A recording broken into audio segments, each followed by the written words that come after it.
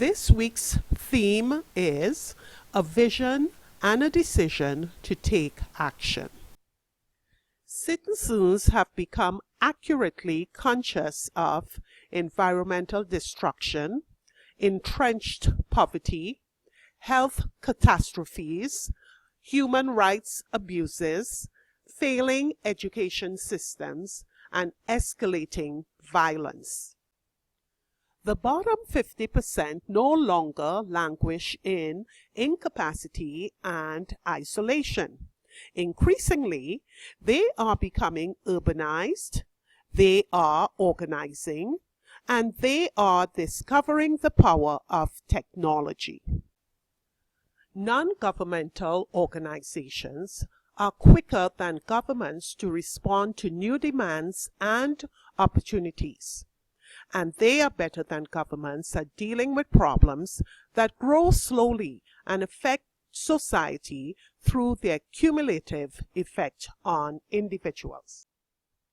Today, individuals seeking meaningful work quickly opt to build, join, advocate for, or support organizations that are more innovative, more responsive, and operationally superior to the traditional social structures. Increasingly, businesses need employees and managers who appreciate the social and environmental dimensions of their work and who can spot opportunities to collaborate with this other entrepreneurial sector. Every change begins with a vision and a decision to take action. Social venture capital firms like Ashoka are seeking high yields from modest, well-targeted investments.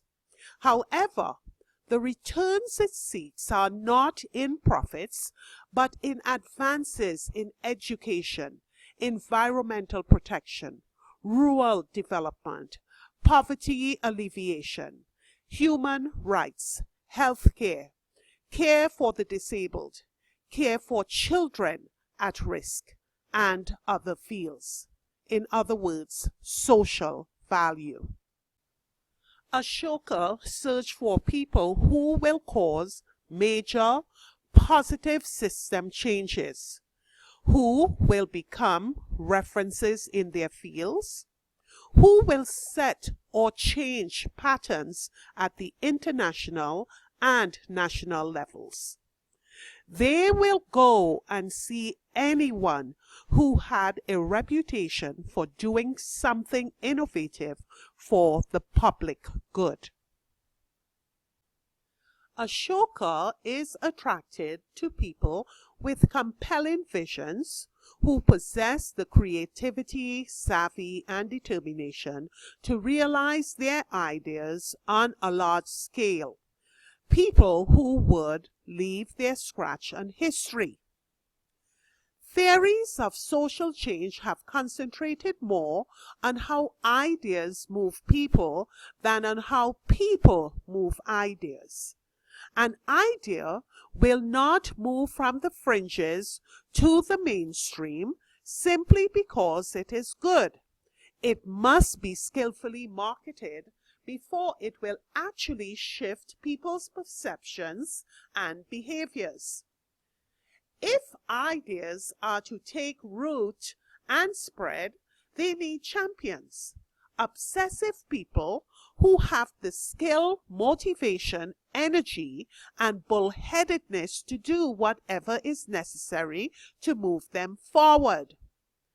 People that is able to persuade, inspire, seduce, cajole, enlighten, touch hearts, alleviate fears, shift perceptions, articulate meanings, artfully maneuver ideas through systems. People with ideas are obsessive individuals working behind the scene. A person with vision, drive, integrity of purpose, great persuasive powers, and remarkable stamina. Ashoka wanted to know how would one create a system to identify social entrepreneurs before they are well known. The person's vision, determination, and ethics. Bill Drayton, the management consultant, devised a system that broke the question into 4 categories. 1. Creativity. Entrepreneurs have to find new ways around barriers all the time. So we have to look for 2 types of creativity. Goal-setting creativity, the visionary seeing over the horizon to a different pattern in the field. And the trouble-solving creativity, to get to that new place.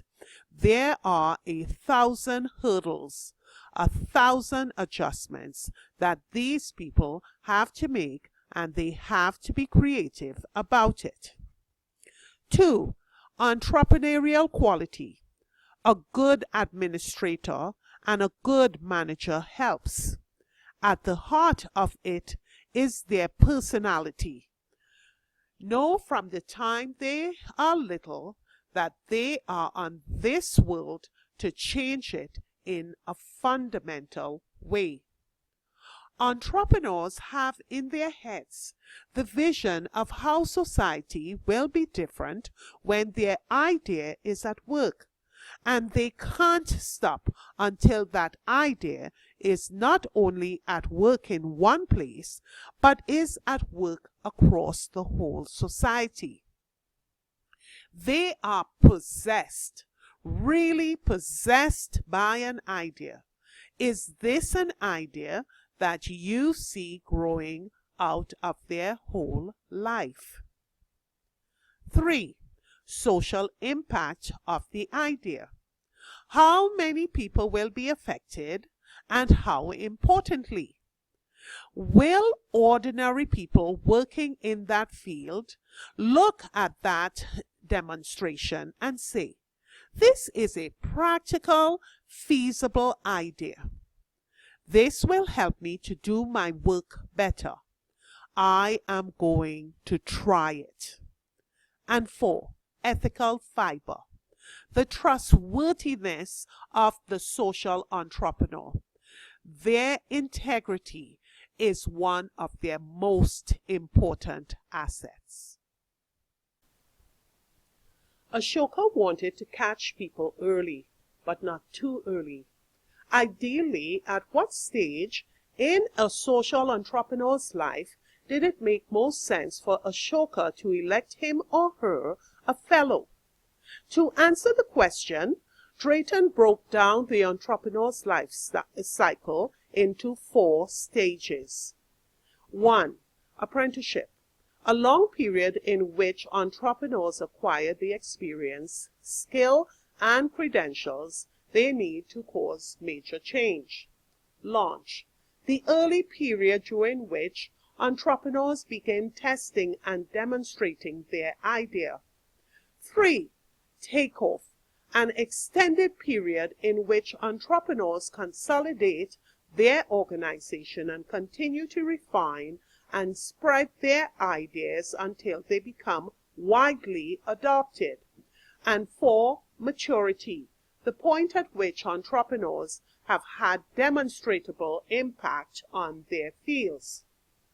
Drayton found that the moment of greatest magic and maximum vulnerability was the takeoff point, the point at which a small investment of resources and collegial support could produce maximum gains.